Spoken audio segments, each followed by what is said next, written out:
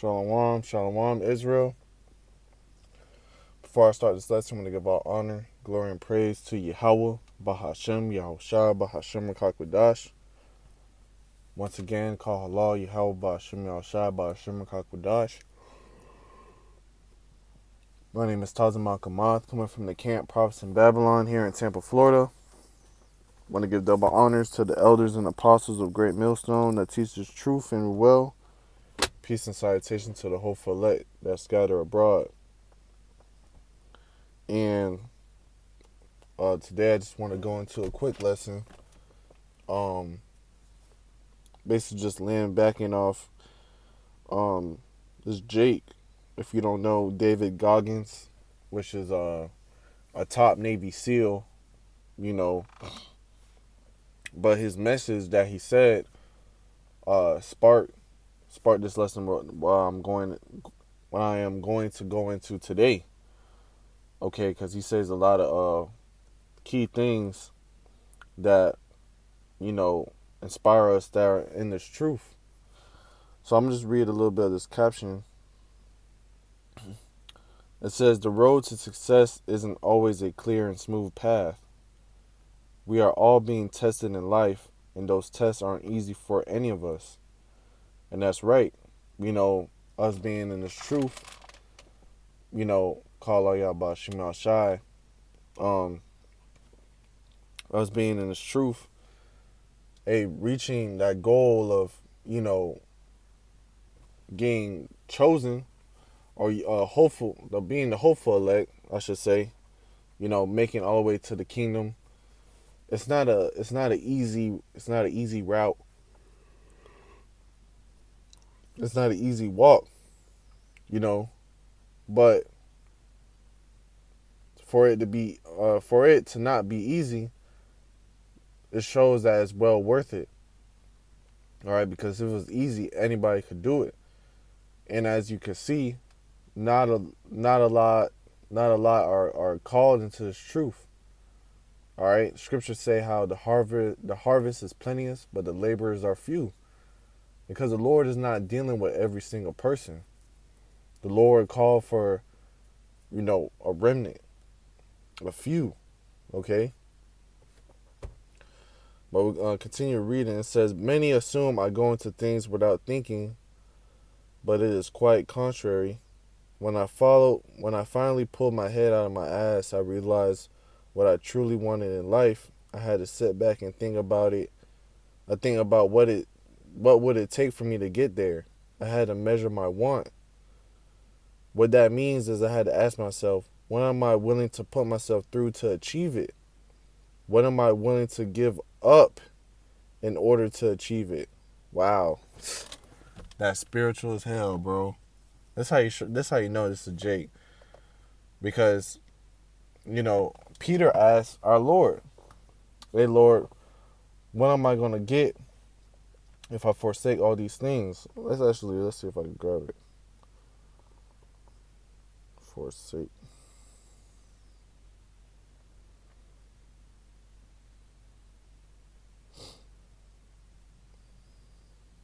All right, and this is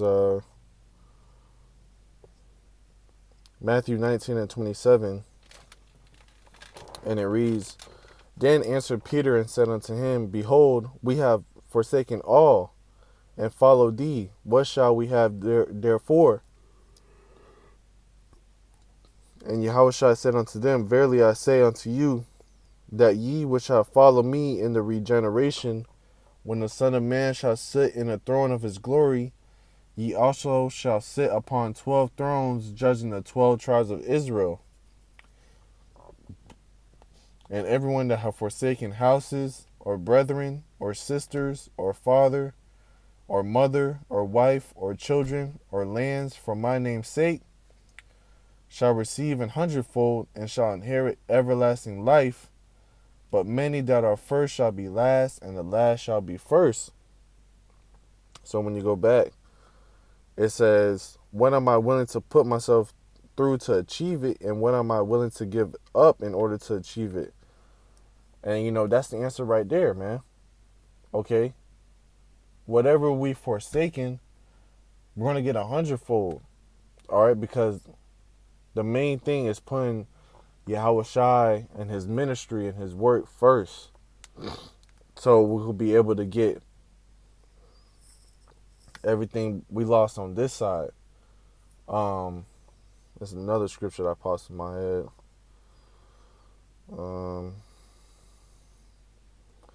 Philippians 3:8, and it says, "Yet doubtless, and I count all things but loss for the excellency of the knowledge of Hamashiach Yahushua my Lord, for whom I have suffered the loss of all things, and do count them but dung." All right, which is shit, that I may win Hamashiach. So everything that doesn't matter, we count it all as a loss. Everything as dung. All right, because it doesn't matter. Everything is going to vanish. But what you have, what the Lord had granted you, shall not vanish. As long as we endure all the way to the end. All right? Because we want the Lord to look at us as, faithful servants. Men that did what the Lord asked for. That fed his sheep. That showed the Lord love. Right? So we keep on reading. And it says, "I went all in on me. I knew that there would be a lot of bumps and bruises along the way. Some overuse injuries with a lot of dark times. But for me, it was all worth it. My want was so great that I didn't give a F what it came with. Sometimes your want isn't that great. It doesn't warrant that kind of dedication. It makes some people feel good to think that I'm all fucked up. It's almost like I told you so type shit. See, he ran too much. Da da da da da." This is really talking about his body. But let's play this video though. All the time. Goggins has a great message, but you don't want to end up like him. His body's all fucked up. Well, his fucked up body just got to run a 120-mile week, 2,000 pull-ups, 4,000 push-ups, and hundreds of reps at the fucking gym. You're not afraid of having a fucked up body. You're afraid of the fucking effort. See, what you don't understand is this. We're all being tested. And that road to success is a bumpy-ass fucking road. Has fucking potholes, nails, detours and shit. Yeah. A lot of you are gonna die with a nicely preserved body. No plates, no bad knees, no bruises, no scars. You also have an empty fucking resume. Stay hard. I hear it all. All right. Because he said a lot of y'all scared of effort, and the road to success is potholes. Like he said, potholes, detours, bumps in the road, and slack you. And with that, you're going to have bruises. You're going to have bumps on you. You're going to look like you went through it. But there's going to be others that have a fine shape that look like they never went through it. Like, for instance, like when you're playing football or sports game, you see the starters, they're all bruised up, sweaty, grass stains. But you see the bench players, players that didn't really contribute, they have a clean jersey. You don't want to be like them. You want to be the one that actually put in effort, actually put their all into, this truth. Just so you can have your calling and election sure, right?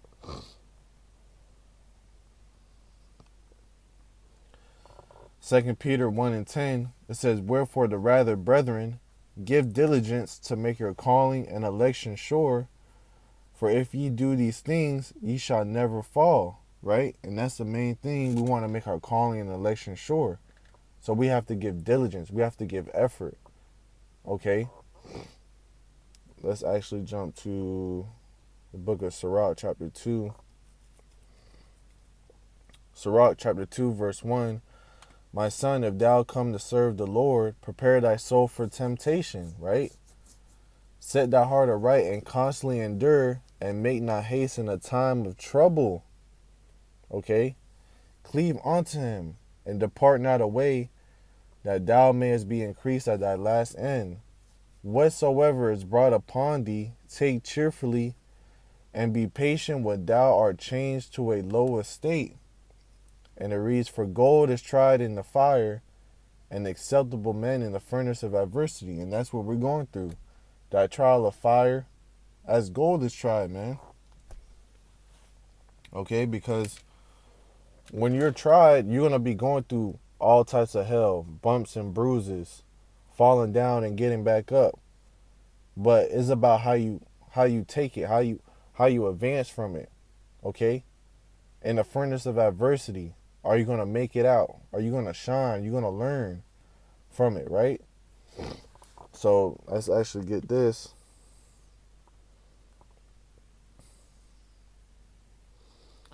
Isaiah 48:10 says, behold, I have refined thee, but not with silver. I have chosen thee in the furnace of affliction.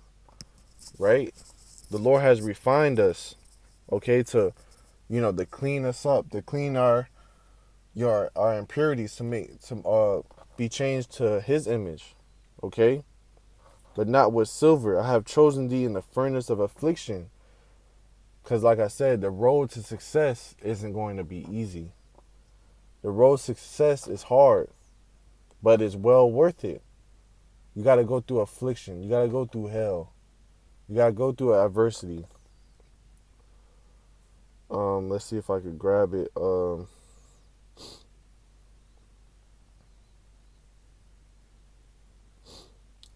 Ezra 7:1. And it says, and when I had made an end of speaking these words, there was sent unto me the angel which had been sent unto me the nights before. And he said unto me, up, Esdras, and hear the words that I am come to tell thee. And I said, speak on, my power. Then said he unto me, the sea is set in a wide place, that it might be deep and great. But put the case, the entrance were narrow and like a river. And it says, who then could go into the sea to look upon it and to rule it? If he were not through the narrow, how could he come into the broad? There's also another thing.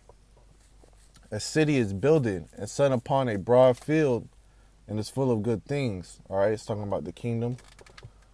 The entrance thereof is narrow. All right, straight. Strait, straight.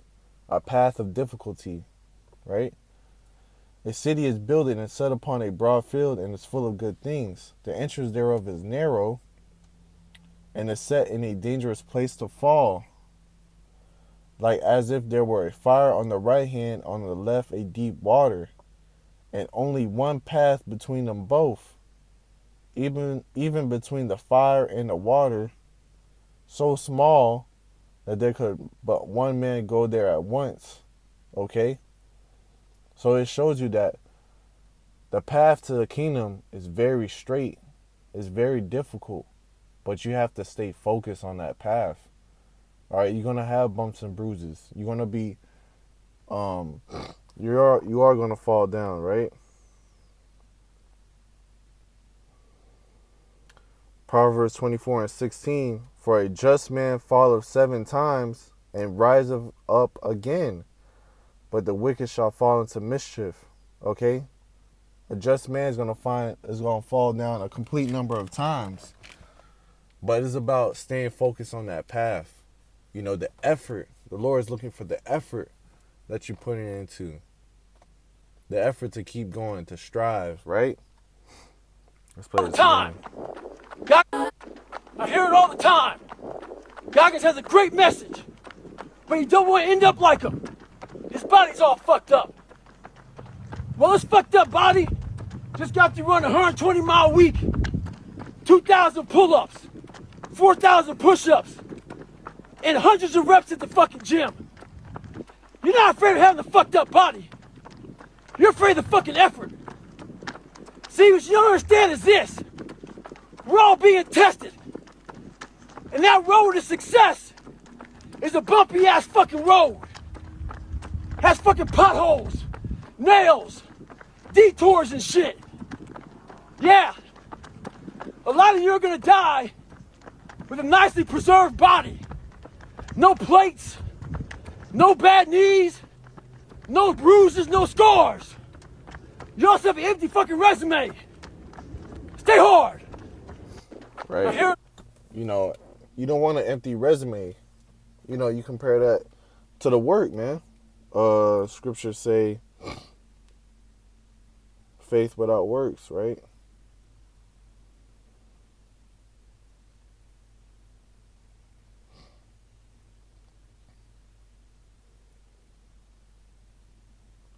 James 2:18, we can start at 17. It says, even so faith, if it have not works, is dead being alone. Yet a man may say, thou hast faith, and I have works. Show me thy faith without thy works, and I will show thee my faith by my works. Right? You don't want an empty file. Okay? You want to show the Lord, hey Lord, I have faith. I have works. I prove that I have faith in you by doing what you asked me to do. Because I believe in your word. I believe in your sayings, right? You know, entering into this truth is not easy. Okay? The Lord is going to put you through ups and downs, hell. Ups and downs of hell, your own personal hell. Okay? But it's about shining through it, getting past it, learning from it. Okay? Still holding the faith, still enduring. Okay? It's a marathon. Okay? You have to endure. You have to start strong. You have to finish even stronger. Okay? And that's the point that, you know, this message I'm trying to convey from, you know, watching from David Goggins. All right? Hey, the path to success isn't easy, but it's about the effort that you put in. It's about the, you know, the hardship you put in, the blood, sweat, and tears that you put in. Because at the end, you're going to have a reward from it. It's going to show you that everything we did for you, how about Shemal Shai, is worth it. It's always been worth it. As soon as he calls you into this truth and show you his light, all right, and soon enough, when all things about to break loose, all hell break loose, you're going to know that what you were a part of this whole time, it's special, okay? And that you got to hold on to it to receive your crown, all right? Let's actually grab that in Revelation chapter 3. And it says, Revelation 3:10, it says, because thou hast kept the word of my patience, I will also keep thee from the hour of temptation, right? Which is, you know, that MOTB that's going to come to pass because everybody's going to be tried by this temptation, all right? Which shall come upon all the world to try them that dwell upon the earth. And it says, behold, I come quickly. Hold that fast which thou hast, that no man take thy crown, all right? You have the crown. Let nobody take it from you. Do not lose hope, okay? The crown that you have, do not let nobody take this away from you. The only one that could take it away from you is Yahweh Shemal Shai and yourself. Okay, but you have to constantly endure. You got to constantly fight. Okay? You want to get to the kingdom. You want to get down at that success that you done it, that you finish. Okay? You don't want to quit. All right? Because the Lord didn't never quit it on you. All right? And that's the main thing. You have to look. We have to look at our example. Did the Lord quit on us? Did the Lord give up? Did the Lord complain? No. He went through it. He finished what he had to do. All right?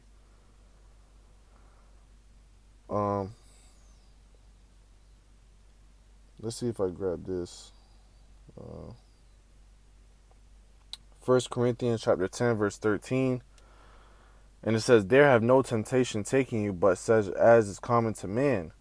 But the Most High is faithful, who will not suffer you to be tempted above that ye are able, but will with the temptation also make a way to escape, that ye may be able to bear it. Right? So the Lord is not going to give you things that are too hard for you. But at the same time, he's going to test you. He's going to put you through things that you're going to, hey, he's not going to get something above your measure. Right?